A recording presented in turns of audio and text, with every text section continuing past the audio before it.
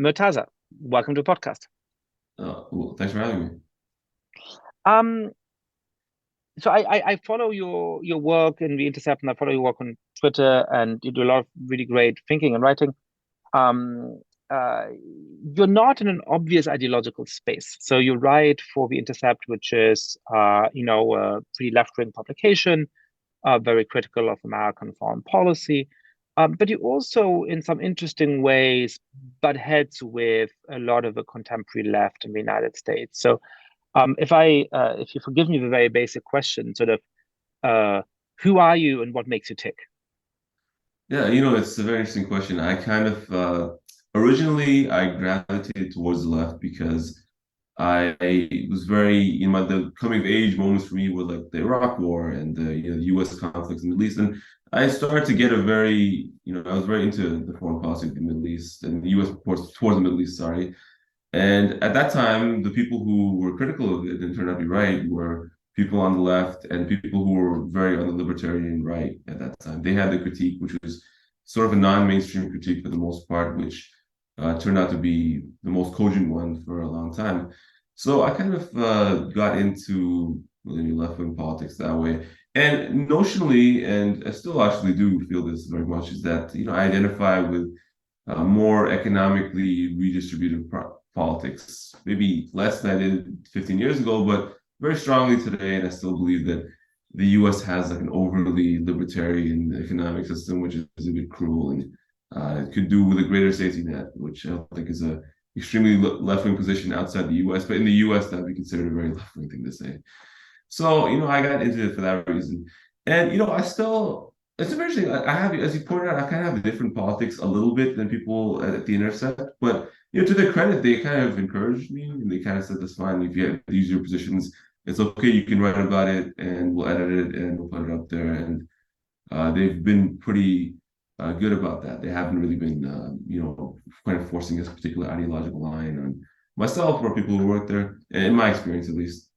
So, but that said, I am a little skeptical of a lot of some of the contemporary trends and some aspects of progressive politics and culture in the sense that so I come from immigrant background and I grew up with a lot of immigrants, and I know that one of the ways that the left identifies that they're the party of, on behalf of immigrants and minorities.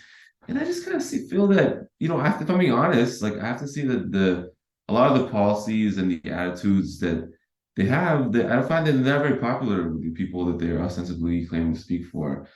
I find What does that mean? Give me some examples of how, the American left actually, claims to speak for immigrants or claims to speak for minorities, but in terms of policies and in terms of perhaps the values, there's a real cultural mismatch. Yeah, and I'm not saying because it's my preference or because like I want it to be this way, but what I've observed, and I have to be honest, my observation is that immigrants very much so, the majority of them, and minorities generally as a category in the United States, they're far more socially conservative and conservative in many ways, I would say, than the avant-garde of what you can call the left in the US, the political and cultural left. They're far more conservative, and some of the things that are very exercises people on the left today, I don't think that these are as popular as they think. And some of them, I would say that I think that a lot of people who they claim to speak for, claim to be on their side, they don't understand it at all. They may be strongly against it even. One quick example, I would say the left is very secular in the United States. But I grew up with like a lot of Jamaican people, and I still live around like a lot of people from the Caribbean, South Asians, and so forth. They're very religious. They go to church a lot. That's a very big part of their lives. The traditional family is a very important part of the bedrock of their identity and their life and so forth too. So to de denigrate that or to not treat it as unimportant even, I think you're going to miss out on where people are coming from. And also, immigrants, the reason they come to the United States is because they like the United States. It's the default reason they're coming, and they're kind of happy to be there. So they're very patriotic in a way, and they're patriotic in like a traditional way, which you could say white people, quote unquote, have sort of been shamed out of a little bit, or feel more ambivalent about in some cases. But they are patriotic. I used to work in this call center a long time ago. It was very interesting. It was actually in Toronto when I was living at the time, and I used to sit next to this guy who was a Bangladeshi immigrant, and he would sing the national anthem to himself. He'd hum it to himself every morning, and he'd be so happy to be in Canada. And I talked to him, he'd be like, "Yeah, we have food every day, and everyone's so nice, and I get here securely every single day, and I love this place." I've never seen like a Canadian coworker like hum the national anthem, not least an American coworker, like a non-immigrant American. So it's interesting. They're like very different people.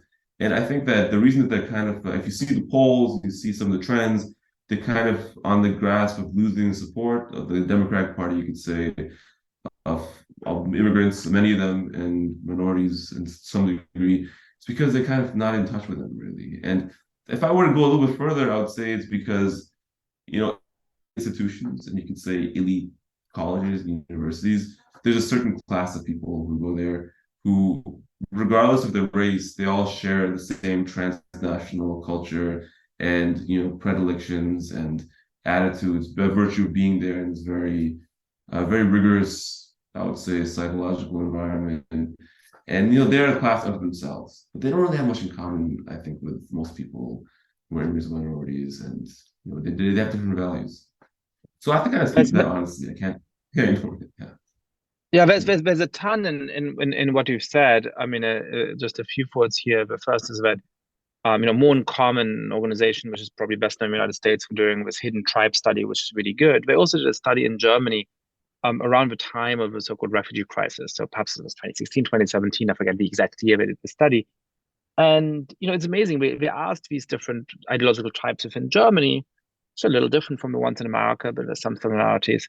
What do you think about these immigrants coming in from Syria, refugees coming in from Syria and other places? And to what extent do you think that the values are similar to yours? And of course, the sort of very far left segment of German society was thrilled to have these refugees coming in and very supportive of them, which is a noble and honorable thing. And then when we're asked, do you think they have the same values as you? They said, yes, of course, they have the same values. We sort of like, Berlin vegan, polyamorous, lefties to cliche a little bit. We're like, yes, these refugees coming in from a very religious, quite conservative society are exactly like us. And then you ask these quite conservative, Christian Germans, quite religious Germans, are you happy that these refugees are here? No, terrible, right? And you ask them, well, do you think that you have anything in common in terms of values? And said, no, of course not. The values are completely different. And actually, I mean, there's some very important cultural and religious differences, but probably the values are much more similar to, compared to, when you match up the sort of, Berlin lefty vegan to the refugees who are coming in. And so that's a sort of misperception, but I think in an interesting way exists on both sides of a political spectrum. Yeah, that's very true. And the openness to the other, that's kind of like a very progressive value. I think it's a very good value in a sense. It's like a very admirable on its own terms. It's just that, I would say it's a generational thing too. Like maybe the first generation of people who come to a country as immigrants, refugees, they're just kind of glad that anyone is there who accepts them, and they're kind of happy about that. And maybe they'll vote for a left-wing party because that's their one issue, is they want to be accepted in this new place, but they're not accepted. But people, if they immigrate, their kids live here, and their kids live here, and then their kids have different, if they don't feel like that anymore, they don't feel just happy to be there. They have a different set of values and so forth.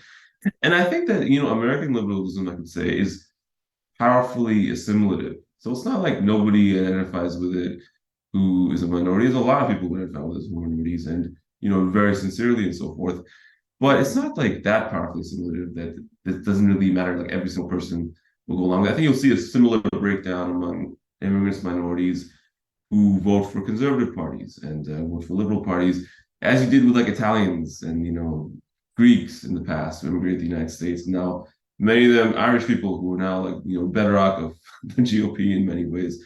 I think we'll see a similar breakdown, and there's this idea that I think it's a simplification of it too, because in the United States there was obviously for a long time very simple demographics. There were like 85% white Americans of different European country origins, and then there were Black Americans, African Americans, who were specifically people who were the descendants of the transatlantic slave trade. now, since 1965, obviously immigration has opened up and the country's demographics are changing. I wouldn't say very rapidly, but they're changing, slowly but steadily every year. And that simple sort of view of, someone's skin color can determine what their political views are probably. It's not going to be tenable very much longer. And it's not being tenable. So it's breaking down as we see it.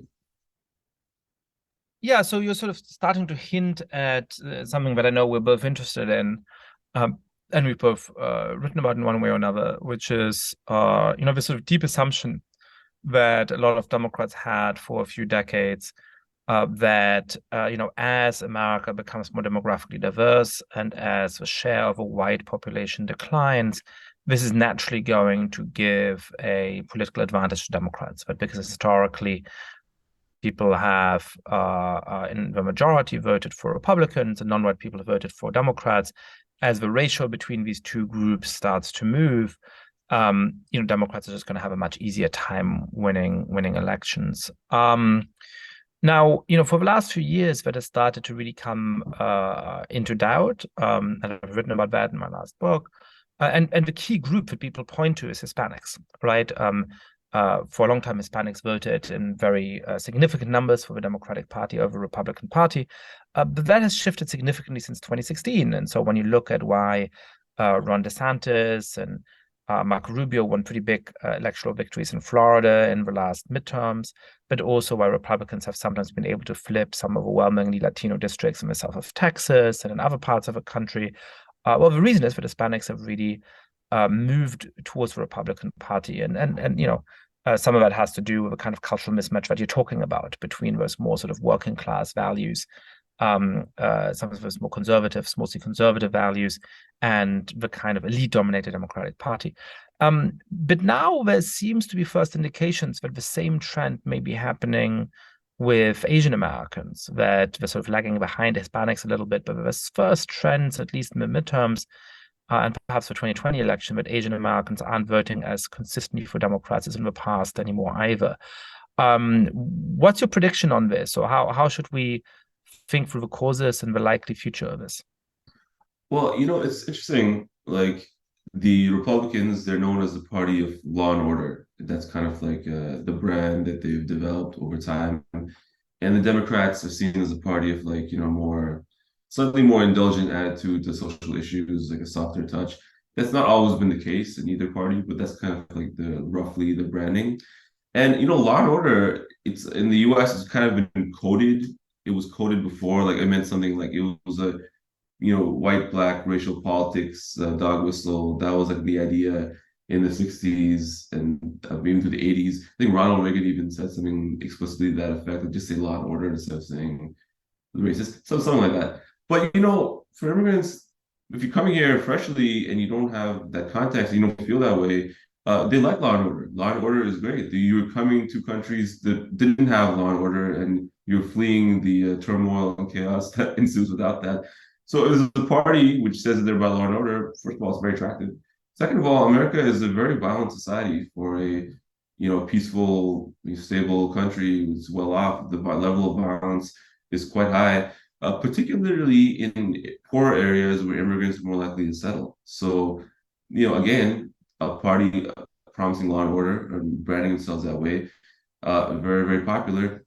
And finally, Yeah, this is something that always struck me as a luxury belief in America. And look, I mean, I think America does have genuine problems with mass incarceration, and there's many terrible problems with the American criminal justice system, without a doubt.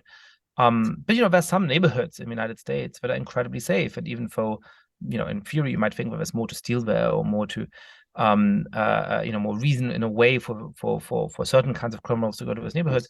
There's many neighborhoods in America that are incredibly safe, and those tend to be the neighborhoods in which very progressive left-wing people live. And then there's the neighborhoods that are predominantly inhabited either by ethnic minorities or by immigrants, that often range from being somewhat safe to being very, very deeply unsafe. And so the luxury belief of living in the nicest parts of the Boston suburbs, or the leafiest parts of Los Angeles or Washington, D.C., and voting for defund the police on behalf of people who live in neighborhoods that unfortunately have much more immediate challenges with public safety, with being able to walk on the street without being worried about being mugged or assaulted. It just strikes me as sort of a most extreme version of that a separation of the American elite from the rest of the society, which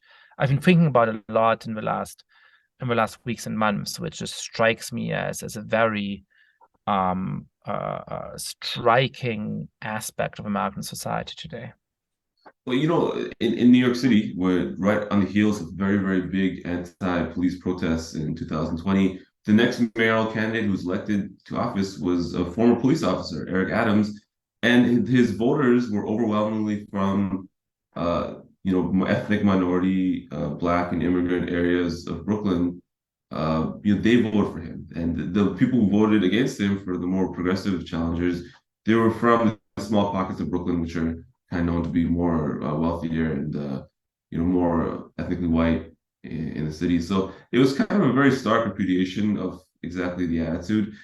And I think that the people Yeah, voting in the primary in particular, right? I mean, the general sort of everybody voted for him, but in the primary, which was the most competitive election, the much more progressive candidates won the Upper West Side and the Upper East Side and Morningside Heights and all of the kind of predominantly white, highly educated, very affluent parts of New York. And then Eric Adams, who, as you're saying, is a black guy who's a former cop, won the nomination because of his strength in the outer boroughs, in the further parts of Brooklyn, not the fanciest parts of Brooklyn, in the Bronx, and elsewhere. Yeah, exactly. So like, it was kind of predictable in a way, but people were shocked by it. And I find when you tell people this beforehand, they get angry. They don't like to hear it for some reason. I'm not totally sure why, but there is a sense of out of touchness with the constituency they want to appeal to. Let me dig into this, for when you're saying that people get angry. Describe that reaction. Like, what does that feel like? Because I mean, to people, especially who are outside the United States, perhaps who are outside of the circles, like, what do you mean they're angry? Why, what does it feel like when they're angry? What do you think the source of that anger is, and how do you explain it? Well, let me take a step back and let me describe there's some things which the progressive orthodoxy in the United States, which are told to people as though they're obvious. Like they tell you, like, of course, this means that this means this, and obviously, people who are this way will vote this way, and we should do this thing for them. Of course, they want that, and I never knew that was obvious. Like I kind of I'm a minority, and most of my life has been around people who I guess you could say are minorities. The things that are deemed as obvious by contemporary progressives in many ways, I don't see them as being obvious. I've never observed this. I don't observe it regularly. I haven't heard a lot of these things. The idea of the social issues and so forth. Like I just don't like. Not saying they're right or wrong. I'm just saying that this is obvious to me. And often you tell someone that some one of their deeply held beliefs, which to them they've heard their whole lives, and to them may be obvious, are not widely held or are not popular, or you need to break this down a little bit and convince me, it can be offensive. Like it can be like, well, you'd ask me to explain to you basic morality. And I'll give you another example. It's very funny. Obviously, Donald Trump, one of his famous policies was the Muslim ban. That was like he branded it that way, the Muslim ban, the travel ban, later called it whatever. But that was the initial branding of it, which people took to. And you think, obviously, well, obviously, Muslim Americans never going to vote for Republicans again, never going to vote for Trump, certainly. Even though pre 9/11, I think 70% of them vote GOP, it's going to be 0% in the future. And yet, in the 2020 election, he got a third of their vote. And in the last primary, a lot of Muslims and Arab majority areas or Muslim majority areas in the country campaigning for the Republicans is because they're kind of triggered by the social issues that they don't like the social issues that Democrats are perceived to be endorsing today. They have very conservative views on sexuality and the family, for instance, and it's they will prioritize that over any other perceived allegations about Republicans or past behavior of Republicans, because to them that's obvious. To them that's their obvious belief. And I kind of try to tell people you better go easy on this issue with these people because it's not what their values are like. And I guess because liberals and progressives, and I say I'm a liberal, but very progressive people, they have a very, very strong faith in their assimilative powers. And I think there is a very strong assimilative power, but you have to like changes take time if you want to effectuate them, and people's attitudes, they take a long time to put into place. And I think that they're really so ahead of themselves, and they come up with new things every couple of years, that they need to really slow down and see if anyone's actually on page with them, and be open to criticism like that too. So talk me through so it sounds like a bunch of people who are faithful Muslims who ended up voting for Donald Trump, whether through your reporting or perhaps personal acquaintances or family members. Talk me through how they think through this, because in a way the Latino vote for somebody like Trump doesn't surprise me nearly as much, because we think of Latinos as one category. But of course, they're incredibly diverse, and there's deep ethnic and racial divisions among Latinos. And when Trump says something like, quote unquote, they're not sending their best, which is sort of one of his statements that is always held up rightly as offensive by Trump on this.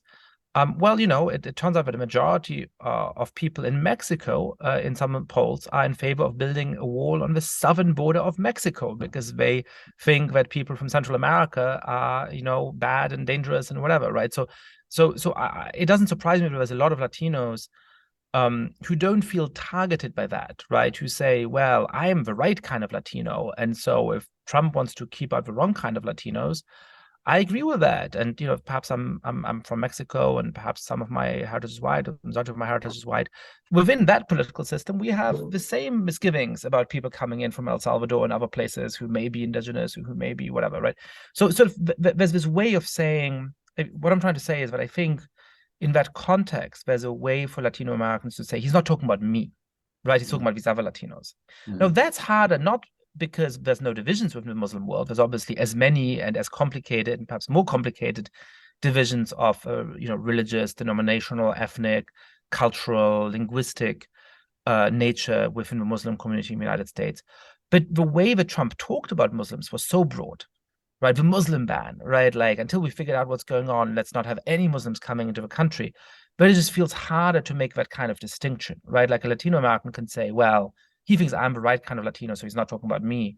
But it's sort of hard to see how a Muslim American can say the same thing, given some of his very broad language about the Muslim ban, right? I mean, that's not like it's not like the wrong Muslim ban, it's the Muslim ban, right? So I guess, is it just like, well, we're prioritizing other things? Or, what would sort of, if you push somebody on this who's Muslim and who voted for Trump, what do you think they would respond?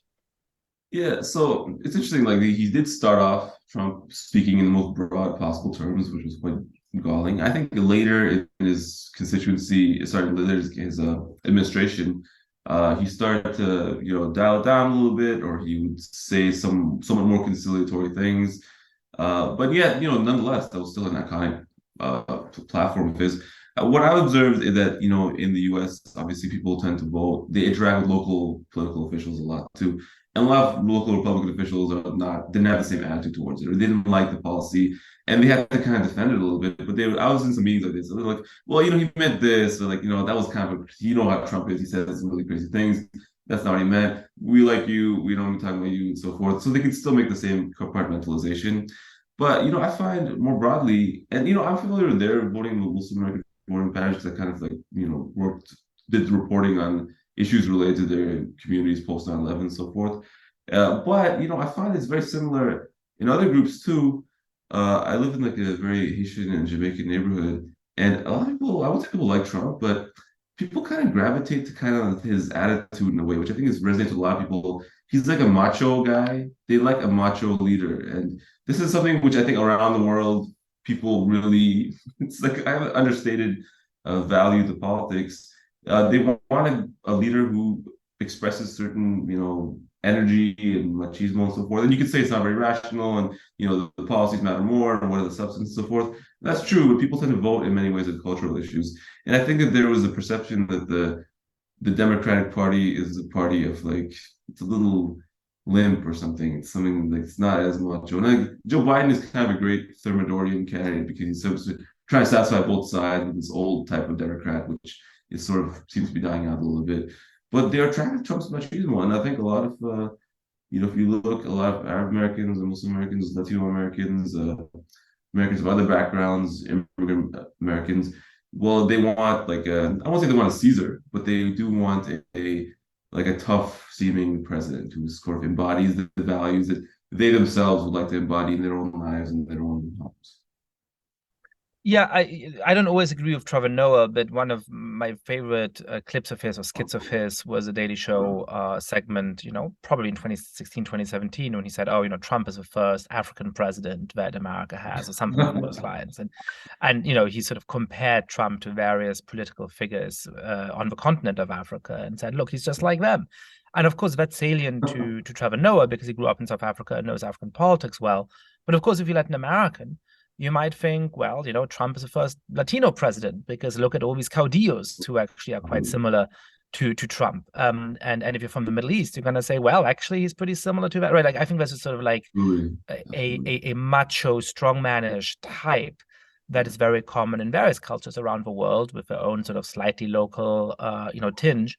And Trump is just sort of a version of that in a way, right? So that sort of point that Trevor Noah made about Africa can sort of be applied to these other places. I want to go back to, I'm still struck by your observation of this sort of like people are genuinely shocked and offended when you call in doubt this way of thinking about things, and I've experienced that as well. And I think there's sort of two things that are coming together here, right? Like one is the sort of hope of inevitable progress, right? It's like one thing the left always wants to be, and perhaps the right too in a different way. But it's, we're on the right side of history. And there's this, and the particular way in which that is coalesced in America is this idea that, we have the right values and the country is becoming more diverse and people who are, members of these demographic groups share those values. And so therefore we're going to win and therefore we're on the right side of history. And so I think there's sort of something about just the overall vision, and perhaps in a sort of slightly patronizing way, there can also be an imputation of political virtue and wisdom, right? Like the people who really are wise about politics and who really are pure are all of these non-white people. And so, if I am to be noble in my beliefs as a white progressive, then they better believe what I believe.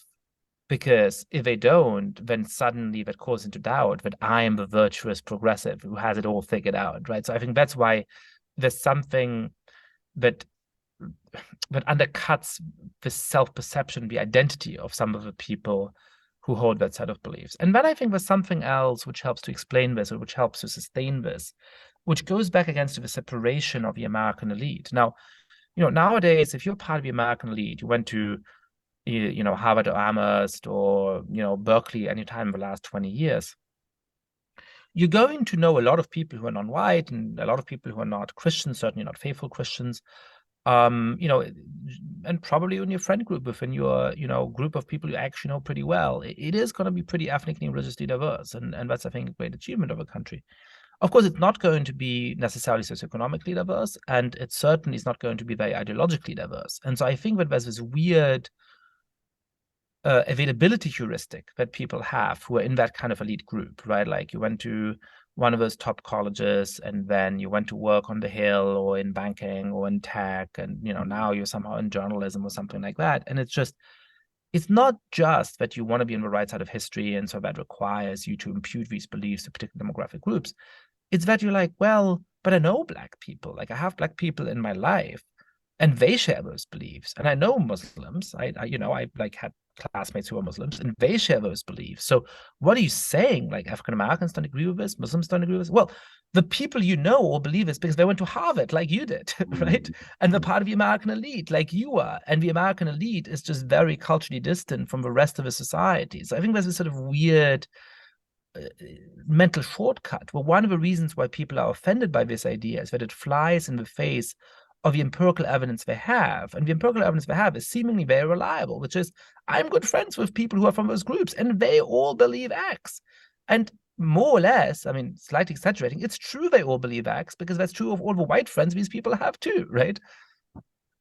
I wouldn't say this exactly this stark, but it kind of reminds me a little bit of, in these Baathist Arab countries at the peak of their power, they would like, select like there's a Christian and there's an Alawite and there's a Sunni and there's a Shia, and they all like come together and they make up the ruling party, and we all on the same page. We all affirm socialism and the leader and et cetera, et cetera. But those people were selected because they were groomed to be a specific way and have a certain ideological outlook, which it turns out was not really reflected very much in the broader communities they came from, or communities they were said to represent. They were sort of very unique by virtue of being placed in the certain political circumstances, and the constituency is not very broad. I think in the U.S. is not that stark, but I think it's a little bit of that. Like the Club de Elite is so different; it sits on top of the rest of society, and it's good that they have a diverse elite because it's trying to say that it's important that we try to represent everyone in society. That's a good thing.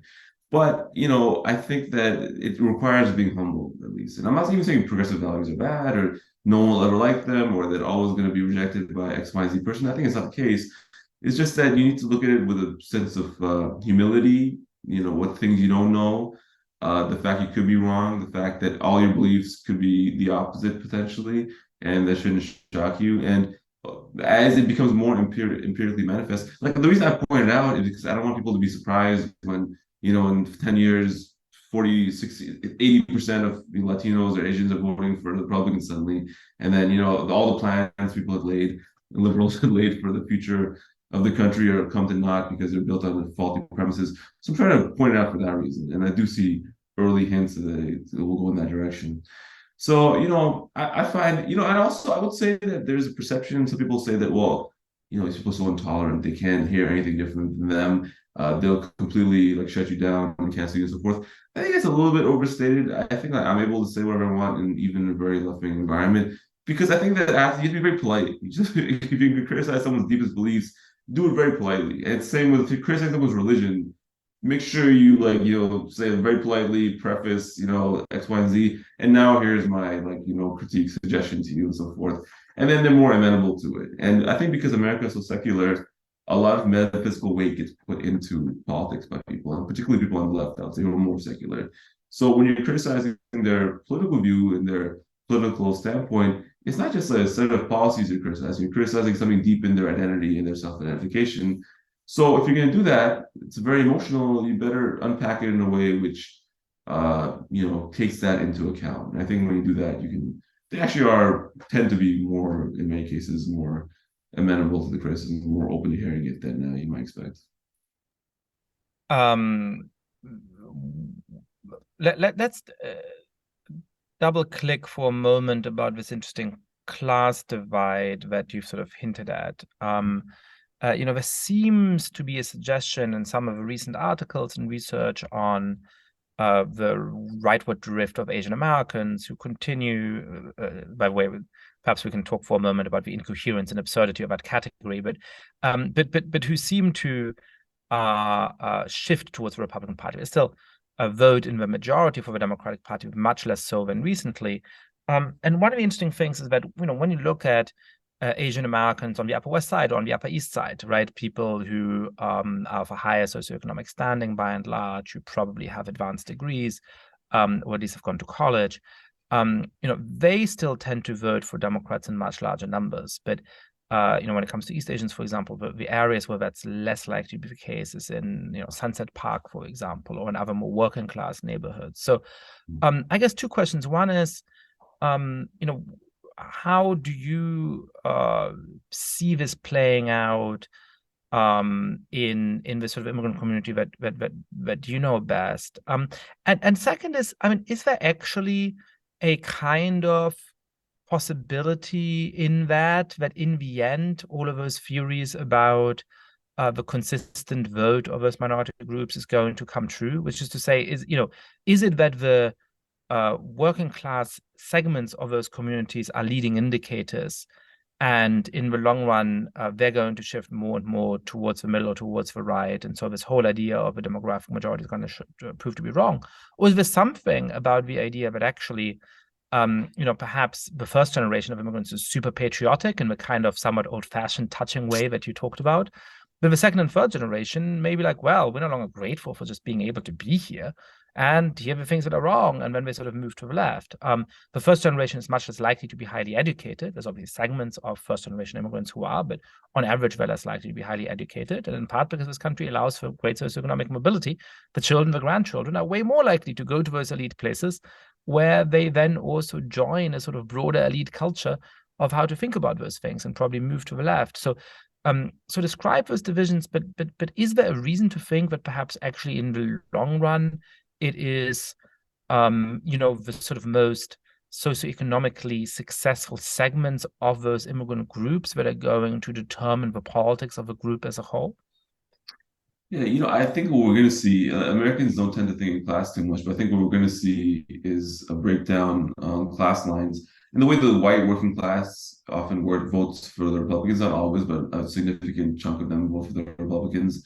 I think you're going to see the immigrant or minority working class of various groups voting for Republicans because they feel their values are more represented by the Republicans. And they feel a sense of class resentment towards, the liberal, highly educated liberal party, which would be the Democrats in the first place. So I think having the chip on the shoulder aspect of it, which I think manifests, people understand it quite well in, case of white economic and social class stratification, is equally the case in non-white people's economic and social stratification. If the party of resentment against the upper classes, even if they represent their interests and don't really do much for them in the end, the Republicans, then people will vote for it in the same way.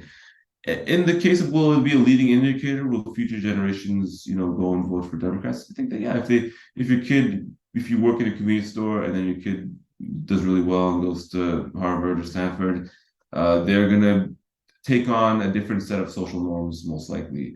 And a lot of social norms are going to incline them towards being more liberal because these are very liberal institutions, and they'll go into the world where they work, where everyone's liberal, and then they will absorb the attitudes of that world.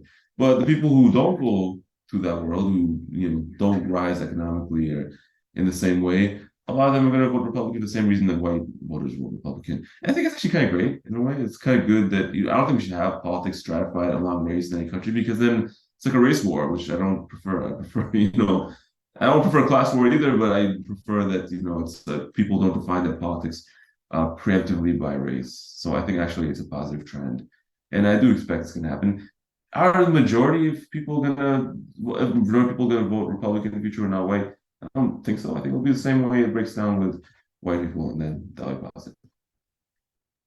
Yeah, I very strongly agree with your normative assessment of this, and I've said this before on this podcast and written about a lot, including my last book. That actually this sort of supposed hopeful or utopian vision of the left on this particular question is deeply dystopian. I mean, the idea that I would be able to walk down the street in America 25 or 50 years from now and know exactly who you're voting for by looking at the color of your skin is really just in itself a very unpleasant idea. Like, that just doesn't sound like a fun society to live in. And then when you think about how that would structure politics, right, the way in which they would really just turn all of politics into this very pitched battle between different ethnic groups, it's a really dystopian idea. And then the other interesting thing is that a lot of the times the people who are deeply attached to this vision are themselves white, but they somehow always forget that on the vision they're talking about, they kind of then have to vote for the right, which is not what they want to do, right? Now, obviously, that vision allows for some people to not vote for, in line with their demographic group, but there is a kind of slight tension there, slight irony there, where they're sort of like, it's always going to be like whites versus people of color, and people of color are going to be more, and that's somehow a good thing.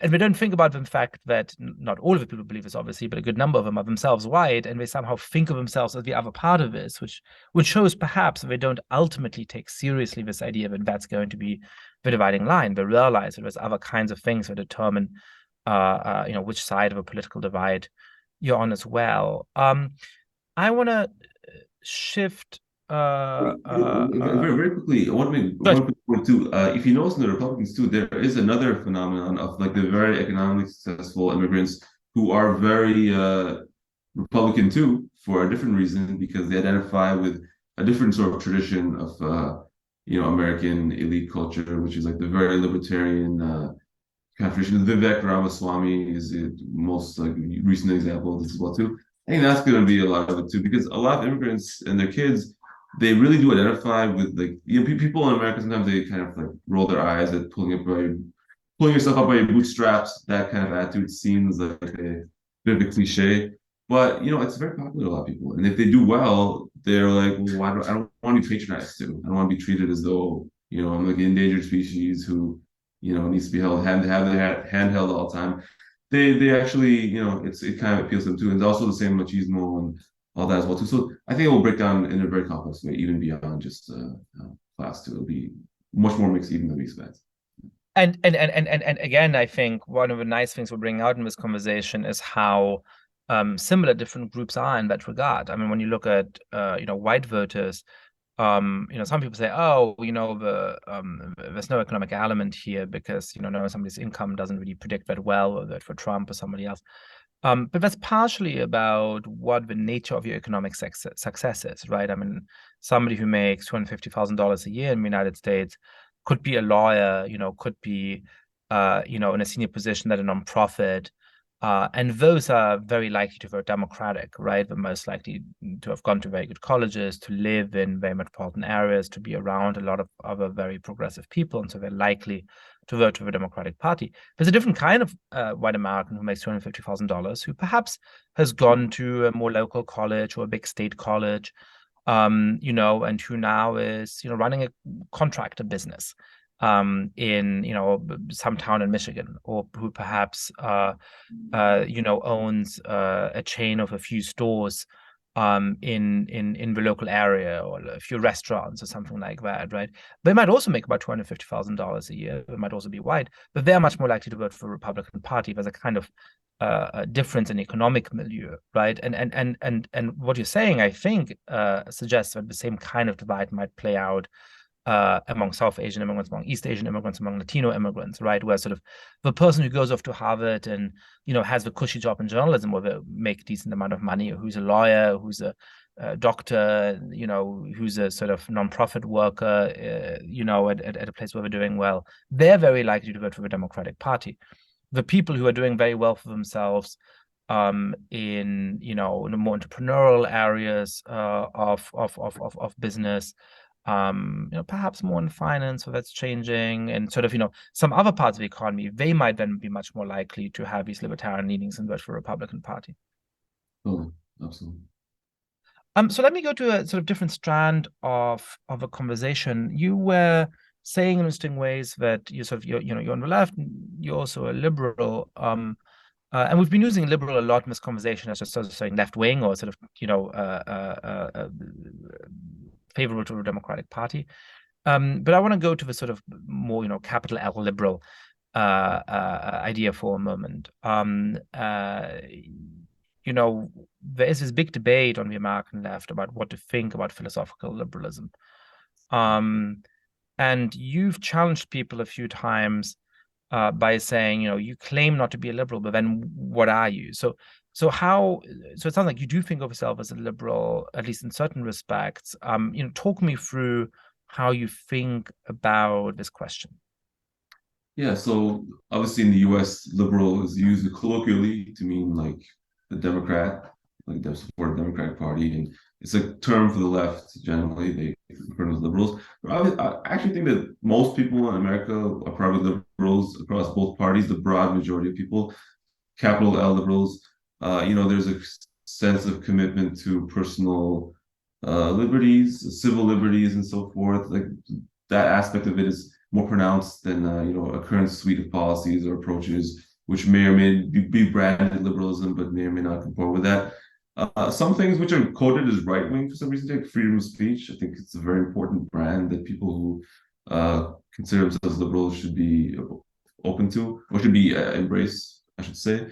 And also it entails a degree of economic liberty as well too. Like I think that free property, enterprise, things like that. These are all very, very important. And the reason I say it's kind of important is because most people, if you're thinking of someone who's like children of immigrants, you come from places where those things, you really take them for granted when they're not there. Like, private property, like not being confiscated, being able to say what you want, religious liberty, and all of these things. So, giving broad scope to people's ability to express themselves and to associate with each other. think that's like, it's a philosophical basis of politics, which I identify with. That said, a lot of things that people who identify as liberals in the United States say to do, I mean, I agree with. I mean, I think that they're even contradictory towards liberalism and so forth. And there are some aspects of liberalism which I think that are open to critique too. I don't think it's uncritiquable. It needs, reform or needs guidance and so forth. Some of the economic outcomes often, when left to their own devices, are not favorable or don't produce the goods we'd like to see. So I think that there's that part of it too. But yeah, I would say I'm a liberal in the sense that, you could say that makes me a conservative actually too. Like I'm a conservative liberal. I'm a very cautious liberal. And I think that the goods of liberalism should not be quickly discarded. And, we should also be careful of how it develops as well too. Yeah, one of the sort of most frustrating things I find when I'm in the States, and it exists to some extent in other countries as well, but it's somehow worse at the moment, is this way in which people on both sides of the political spectrum just let the enemies determine where they stand, right? I mean, I think there's like some circles of conservatives. I sort of think less about conservatives because I'm not in conservative circles. My milieu is not conservative. It's not sort of, but there's some circles of that where, like, if some Democratic politician says something, or if MSNBC says something, then the next day they have to say the opposite, right? No matter how crazy that is. But there's also a lot of my friends and acquaintances who, smart people, who, if Tucker Carlson says something today, they got to say the opposite tomorrow. And I'm just struck by the extent to which that is true of free speech. I mean, free speech for centuries has been a political value that has been claimed by many different parts of the political spectrum for good reason, but which was a very obviously left-wing value, right? If you think of yourself as somebody who is marginalized, as somebody who doesn't have power, as somebody who wants to stand up for the weak, then by definition, you're going to be really skeptical of giving authorities and the government and the powers that be the authority to decide what you can and can't say. And so, some of the greatest social movements that the left has produced, from abolitionists to the civil rights movement, as well as other important movements outside the United States, trade union movements and, miners and so on, they all claimed free speech because they realized that they needed that in order to be able to militate against power. And it's so striking to me that today, because I think, there are people on various parts of the political spectrum, including people who are left-leaning and people who are centrist, but also conservatives, who complain about sort of informal restrictions on free speech in some cultural arenas in the United States. And so they talk a lot about free speech. That's enough. But Tucker Carlson had like a few segments about free speech, but suddenly left-wing people think free speech is a right-wing value. And it just, it drives me nuts. Yeah, it's so interesting, and it kind of brings me back to the point about liberalism too. Like one of the great things about liberalism is that the thing I like about it the most is that it's theoretically you're judging the individual. There's no prejudgments for ill or for worse about a person. There should not be. You should be the true liberal attitude should be like takes the person and judge them on their merits and so forth. I think that there's sort of this inclination that some of those things, if free speech, if we perceive it, our enemies are using it, our enemies are bad, and they're going to cause harm with it, then it should be restricted, or our understanding of it should be restricted. Or, let's prejudge people positively or negatively based on some physical characteristic of them as well, too. Let's discard it in favor of that. So I think there's like some people, I think there's Wesley Yang, for instance, he says, well, liberalism is being replaced with something called the successor ideology, which you don't know what it is, but it has different connotations, prioritizes safetyism and things like that. And, these liberal values like free speech are obviously going to fall by the wayside because people deem other things to be more important than these cardinal principles, which have historically been identified with liberalism, as you said. So I find that, like, I'm not totally convinced it's a successor ideology exactly, but I do think that people, because Tucker Carlson likes something, because that they prioritize other things over liberal values, they may be more open to discarding them, which I think would be a mistake. Yeah, I think one of the weird things about these debates is that there just isn't a term for the political space we're talking about. I mean, for a while, identity politics, and then later for a while, wokeness, were terms that members of that broad ideological movement claimed for themselves, right? I mean, the idea of, to be woke was an exhortation that was used unironically in a positive way by people who thought of themselves as woke. But then because it sort of became appropriated by a lot of the critics of the movement, including some less subtle critics of the movement.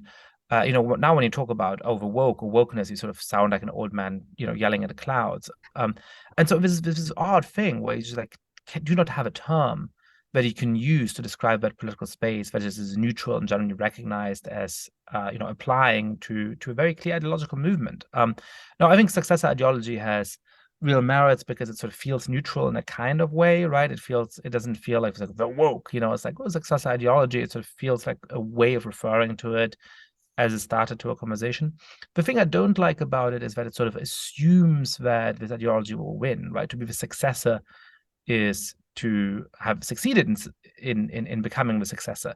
And that sort of prejudges the outcome of what I think is going to be one of the big intellectual debates of the next 20, 25 years. And as you're indicating, it's not quite clear to me where it falls. And part of the question about that is, but I go back and forth in thinking about how profoundly divorced from liberal values the American left has become. There's sort of, it's a little bit in a different vein with sort of Bernie Sanders problem, right? Where some people call themselves socialists, and what they mean is that they want a sort of Scandinavian welfare state, which is perfectly compatible with liberalism and democracy and so on, right? I mean, some people call themselves a socialist, and when you dig down a little bit, they're sort of fans of Venezuela, which is, rather more concerning to me, right? And in a similar way, I sort of, some of the ideas that advocates of or adherents of a successor ideology, or if you like, the woke endorse, I think are quite profoundly liberal. But I never know whether, when push comes to shove and society's institutions start to be ruled by those norms, would a lot of these people celebrate it, or would they say, hang on a second, that actually does go against pretty deeply held values I have about how to treat people fairly and so on. So I guess my question is, how the people on the left who say that they're not liberal, and who say that liberalism is a lot of a problem, do you think they really are profoundly anti-liberal, or do you think that they're sort of cosplaying, or that they're wrong about their own preferences, and when push comes to shove, they actually hold these liberal assumptions and beliefs more clearly than we realize? I'm generally unsure about that, I think. I could be wrong, but I do believe that liberalism is actually so deeply embedded in American culture and attitudes that people, when they say that sometimes I'm communist or something like that, I don't think they actually believe it most of the time. I think there's some fringe of people who actually are very serious and thought through. But I think in America, people, branding and advertising and marketing is so deeply embedded in the culture. You have to brand your political opinions in the most attention-getting way as well, too. Maybe you mean something totally different in the end. Like, for instance, you mentioned the Scandinavian welfare state. People will say they're against capitalism and that's what they want. It's very compatible with capitalism. No disjuncture at all, in fact.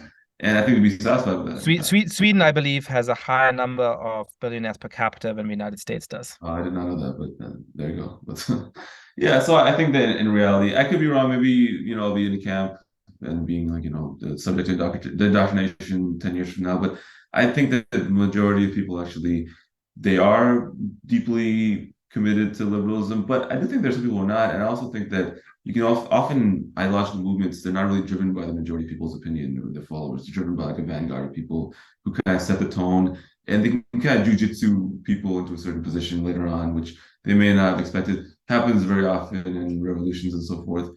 So I'm not really sure, but also I would say too that whatever this like new trend in progressivism, I would just call it radical liberalism, perhaps like I'd call it radicalized liberalism.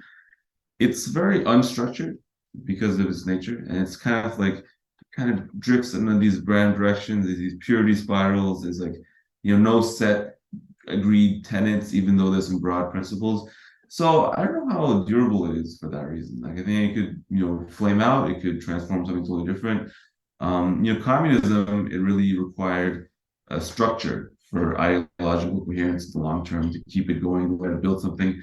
This seems very dissipated. Seems like kind of it's very diffuse and it doesn't really have a structure. Maybe that's why it's kind of hard to define as well too. Yeah, I mean, this is sort of a million-dollar question where this is going, and I feel like when you look at the influence that these ideas have on American institutions, there's some ideas that have already retracted, but were just so untenable that, they're effectively dead. I mean, for a few months, this idea of defunding the police was very, very powerful, and now I think it just has no political support because, across the most of the political ideological spectrum, and certainly across demographic groups, it's deeply unpopular. Then I think there's sort of areas where we really have a fight for dominance, areas where we're really clashing about, well, what are the acceptable boundaries of cultural appropriation, or what are the, acceptable boundaries of the kinds of opinions you can express in public without, very adverse consequences. What are the boundaries of, the extent to which the state should be involved in, classifying and pushing back against something like misinformation. Those, I think, are very lively fights. And then I think there's an area where we just sort of started to accept that, you don't do certain things, you can't do certain things, and some of that is positive and some of it is negative. I mean, there's like this fight over, rewriting Roald Dahl, but it sort of feels like, there's some pushback about that, but there's all kinds of things like that where, in journalism and publishing and in other areas, there's just stuff people don't try to do because they realize it's not going to get passed. And I think there's sort of a lot that's already baked in. So I think there's sort of these like different categories of how it's changing our culture. And it's very hard to go from aggregating those categories to an overall picture of what the present state of the matter is, let alone, a confident prediction of what it's going to look like in 10 or 20 or 30 years. Yeah, and part of the reason I kind of differ from some of the critics of this too in some cases is because they're very reactive, reflexive. Sometimes they reject all of it. But I think that like some of these changes, like whatever we call them, they're just the like inculcating norms of how to be polite in a more different, complicated society. Like some of it, like HR trainings, some of it is really bad. Some of it is like, I think, just that. So I think like the idea behind some of the stuff is not necessarily negative. Just the practices are disturbing in some cases. Like the Roald Dahl thing, like the content of it, I really did not like the content of the changes. But if I would tell them you can't change books of that are in your canon because they don't like them anymore, you should grapple with complexity instead. I think that if I told people that, the people who are driving the changes, they just stop teaching the books in general, which could be worse. Like I don't know, I'm not really sure about the question, but it's like, yeah, there's like a happy medium. I think also, if I were to say one thing, like coming from watching other societies and the reporting on them, living them, and so forth, is that whatever you do, you don't want to, like, I think this makes people uncomfortable on all sides, is that you don't want to have an ideology or teaching kids things which increases racial polarization or increases polarization generally. You don't want to teach people that you're on a hierarchy, it's a moral hierarchy, you fit here and you fit there. Because it's not good for people at the top of the hierarchy, it's not good for people at the bottom of the hierarchy. It teaches them very, very bad things. And Americans, there's a very charming thing about them is that they always view developments in their country as completely unique in a way. And they're like cultural entrepreneurs and the avant-garde. I think it's not really the case. I think that really you can replicate things happening in far less developed societies in a very developed society like the United States if you inculcate attitudes which are polarizing, for instance, or you're doing that. So that's the thing I really don't like about some of the stuff. I think that we should have a harmonious sort of attitude towards what we teach kids and so forth. If you want to change the books, if you want to teach people in HR, X, Y, and Z thing, how to deal with coworkers, I think it's okay. But let's not set people against each other, regardless who they are. Yeah, I mean, I strongly agree with that, and there's this very strong social science of how deeply corrosive that is, and I agree with you. The sort of strange sort of provincialism in American society, a little bit across the board, but sometimes most striking in these milieus who think of themselves as being very global and very enlightened and very knowledgeable about different parts of the world, but who really don't think of America in the context of these other societies. Let me ask you sort of, let me put something else to you that's sort of been just floating around in my mind. I went to see the Book of Mormon a while ago, and that was public. That came out, I think, a few years before Obama was elected president. And when I rewatched some episodes from 30 Rock, and I watched some South Park and even Family Guy. all of those shows were really big in the mid 2000s. And what struck me about them is that they were a very irreverent, today a lot of people would say offensive, form of entertainment. That also was actually very, very liberal and progressive in its way, right? I mean, the values of the creators of all of these different cultural products was overwhelmingly to the left. They,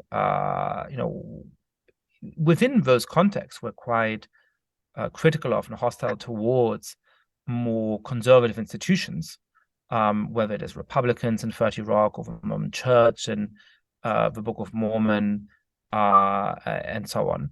And yet they were so sort of irreverent and self-lampooning that they didn't come across in a sort of very haughty way. And I just wonder whether that is the cultural background music, along with the failures of the Bush administration and the sort of, longing for change that the country generally felt at the time, but allowed somebody like Barack Obama to win a big victory.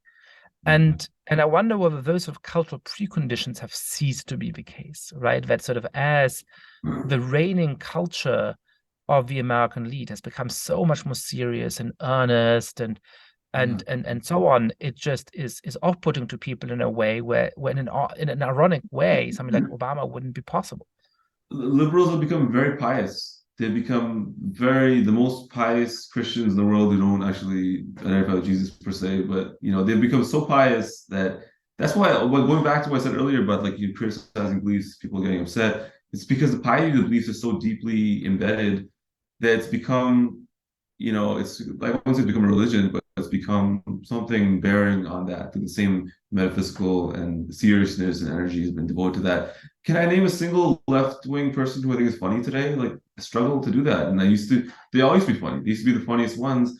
And Trump, what he did was he was like a blasphemer. He was like if the Vatican elected a blasphemous pope. That was basically how people interpret Trump being in the White House. Like he was blaspheming the tenets of liberal pieties every single day. Does that make someone a good president if they do that, but just by nature? I would say no. But I see why people liked it. I see why they liked it because they feel suffocated by these, pious attitudes and so forth. And the great strength of liberalism and liberals in the United States was that they were very funny for a very long time. They're very irreverent, as he said. They were blaspheming, or you could say not blaspheming, but they were chiding others' pieties very effectively. And now their own pieties are being chided, and they kind of look a little stiff and rigid. And I think the Trump election it intensified the piety. In fact, that we need to be even more pious as well in response to him. And I think that's kind of sad because like we're like they've kind of lost something that made them very powerful. And if you're going to criticize yourself, you're going to have to also be irreverent to your own beliefs as well too, and you have to have a little sense of distance from them in that sense. So it's really unfortunate. I think that's kind of, you've hit really the core thing. There's been a cultural shift where, to some greater degree than ever was before. It used to be a punchline. There was no funny right wingers or conservatives. It's not possible. Now it's the reverse a little bit. Like I can't think of a funny leftist at the moment. If someone can disprove me, I would love to see it. But the ones who are funny are the ones who actually they're so quote unquote problematic that you can't actually like keep and acknowledge them because they're doing saying things which would be seen as very impious or over the line and so forth. But those people are not welcome in broader liberal culture. Murtaza Hussain, thank you so much for coming on the podcast. Hey, thanks for having me, Yascha.